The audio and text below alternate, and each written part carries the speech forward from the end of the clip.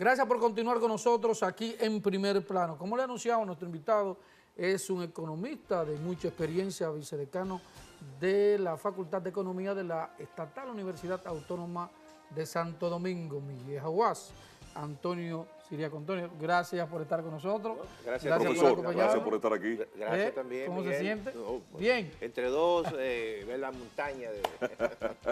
Qué bueno reencontrarnos aquí. Claro, Qué bueno claro, reencontrarnos claro, aquí. claro. Profesor, ¿cómo usted define la situación económica del país?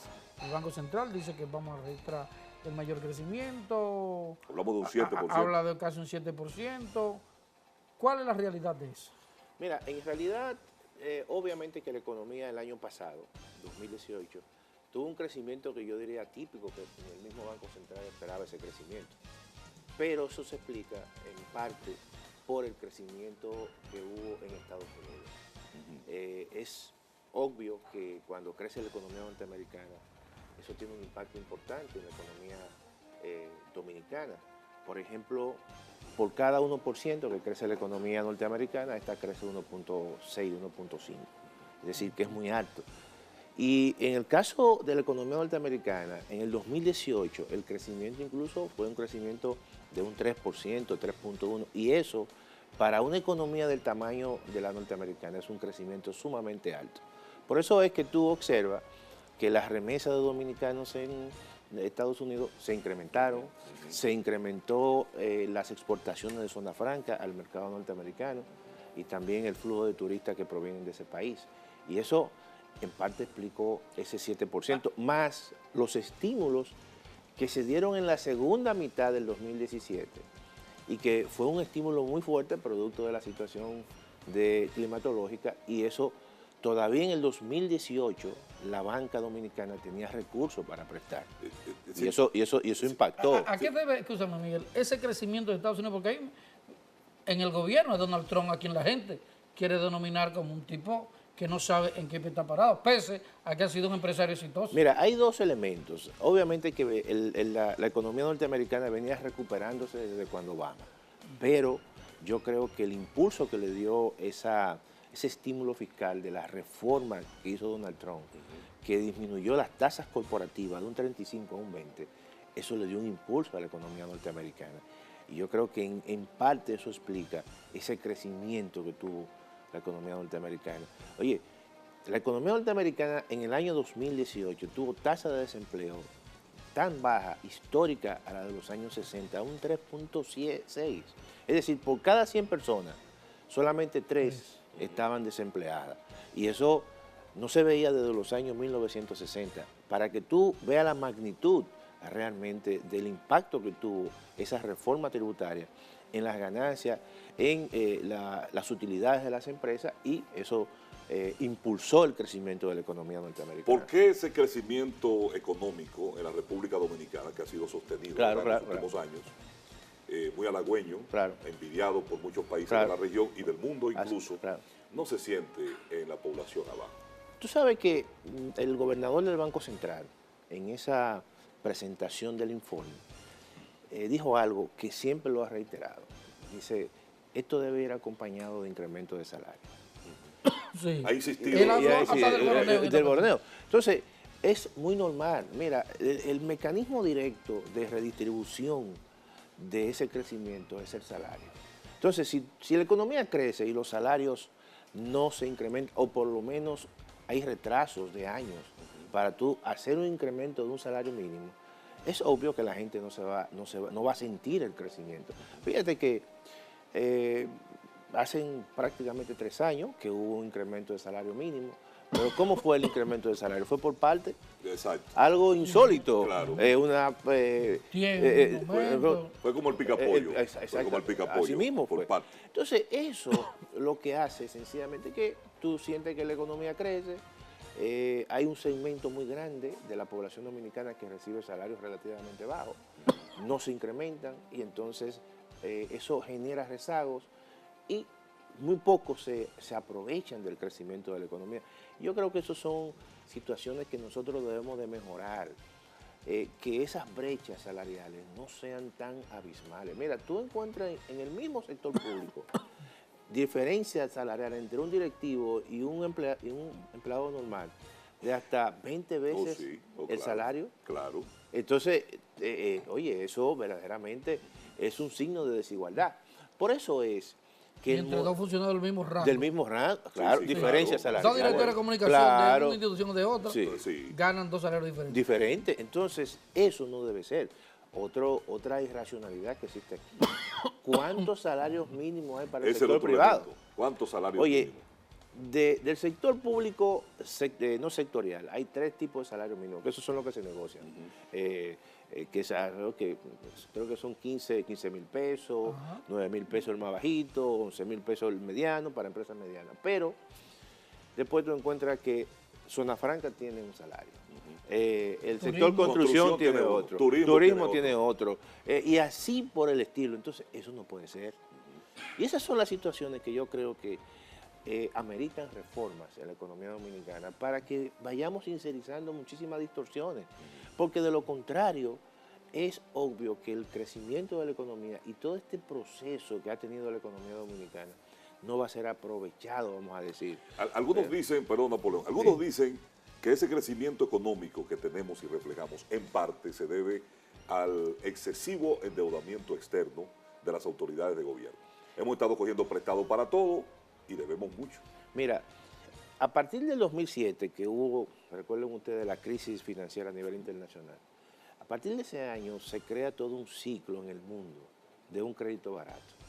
Todas las economías se comenzaron a endeudar, incluso el mismo fondo y organismos internacionales le prestaban, o sea, que no era la tradición. Entonces, esa situación, en cierta manera, se pudo porque los tipos de interés eran muy baratos. En el caso de la República Dominicana, nosotros comenzamos a presentar déficit del presupuesto a partir del año 2008 y pudimos corregir eso, pero como el crédito era muy barato, seguimos con ese proceso de endeudamiento. No gustó eso.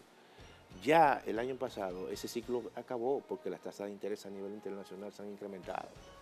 Entonces, ¿tú sabes cuánto ha crecido el endeudamiento en la República Dominicana en los últimos 10 años? ¿A qué tasa? A un 13.5. 13.5. ¿Sabe cuánto ha crecido la economía en ese periodo? Un 6.1. Es decir, que nosotros, el endeudamiento ha sido más del doble del crecimiento de la economía. Y eso tiene un límite, porque ¿qué ocurre? Al final, tú pagas esa deuda con pesos. Y al final eso se refleja en intereses. Y ya hoy en día el pago de intereses es mucho más que la inversión pública que hace el gobierno. Entonces eso es un problema. Eso es peligroso. Eso es peligroso porque cuando tú pagas intereses, ese es un dinero que se va afuera. Entonces en dólar. Entonces le quita la capacidad al gobierno, a los gobiernos, para hacer políticas públicas de desarrollo.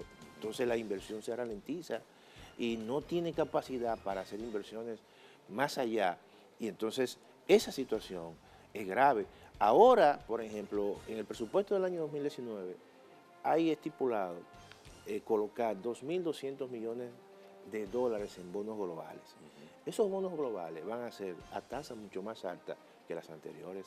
¿Qué significa eso? Que en el futuro, entonces, en el presupuesto, el componente de interés, el componente de amortización de deuda, prácticamente se va a llevar casi el 50% de los ingresos tributarios que el gobierno recibe. Oye bien, la mitad de lo que el gobierno recibe para pagar interés y amortizar deuda. Entonces, ¿qué es lo que le va a quedar al gobierno para hacer política pública de inversión? Y ese es el problema del endeudamiento, porque es cierto, cuando una economía crece, como ha venido creciendo la economía dominicana, y va a seguir creciendo, obviamente, no un 7%, pero las proyecciones que hay, que va a crecer entre un 5 y un 5.5. Eso es un buen crecimiento dentro del contexto que tiene la economía mundial. Pero llega un momento en que te dicen, oye, va bien la economía dominicana, porque es un buen signo del crecimiento. Tiene capacidad todavía para endeudarse. Ojo con eso. Porque si te llevas de eso, llegará un momento entonces que cae en una trampa. No podemos caer en esa trampa. Y luego no tendrá capacidad para pagar. Para pagar. Antonio, hay un debate en torno a si hay que cambiar el modelo económico, si los empresarios dicen que sí, del sector público, alguna gente dicen que no. ¿Cuál es tu opinión en torno a ese debate? Yo creo, los modelos, obviamente que hay que siempre hacerles cambios, por el hecho de que la sociedad cambia y los entornos cambian. La dialéctica. O sea, sí, es una realidad. O sea, yo creo que esa discusión muchas veces se torna hasta innecesaria. Yo creo que siempre hay que estar en constante cambio y movimiento. El modelo de la República Dominicana es un modelo que necesita realmente mejorar su capacidad redistributiva, que ahí es donde está el problema. No es en el crecimiento, o sea, esta economía ha crecido en los últimos 50 años, no solamente en este periodo, en otros periodos. E incluso ha tenido el crecimiento en los últimos 50 años, el mayor crecimiento de toda América Latina y el Caribe. Pero todavía los niveles de pobreza en la República Dominicana es un 25%.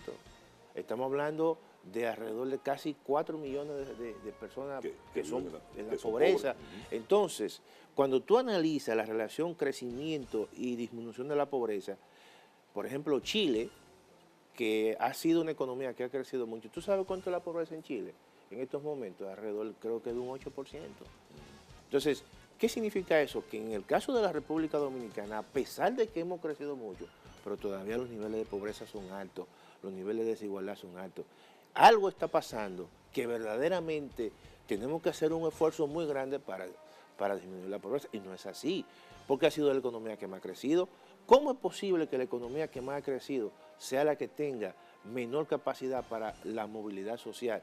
Centroamérica, Honduras, Nicaragua, crecieron menos que la República Dominicana. Sin embargo, los niveles de movilidad social de un sector o de una clase a otra, oye, hasta un 20, un 25, hasta un 40, en el caso de la República Dominicana un 2%. Entonces algo está ocurriendo. Entonces eso hay que revisarlo. Aquí hay una estrategia nacional de desarrollo y hay que cumplir con esa estrategia. Incluso lo que pasa, evidentemente hay costo político, pero mira, todavía no se ha firmado el pacto eléctrico. El pacto fiscal no se va a firmar porque ya hay un... No, eso no entra. No, y que estamos en un año preelectoral. Entonces, es una situación... Eso hay que esperar al 2020. El que venga. Bueno, sí. Profesor, yo creo que usted va a tener que volver a este programa porque se nos quedan algunos temas en el tintero. Así es. Y debemos seguir analizando la situación económica. Gracias por habernos acompañado y estar con nosotros en Primer Plano. Muchas gracias. A ustedes también muchas gracias por habernos acompañado una vez más en Primer Plano. Mañana tenemos nuestra entrega especial, mañana viernes, Primer Plano Magazine. Viene Angelina con todo el power, los artistas, ¿no? Y también, nosotros le damos un break, un descanso, un respiro para que tengan otro aire. Pero qué bonito el programa del viernes. No, ¿nosotros qué?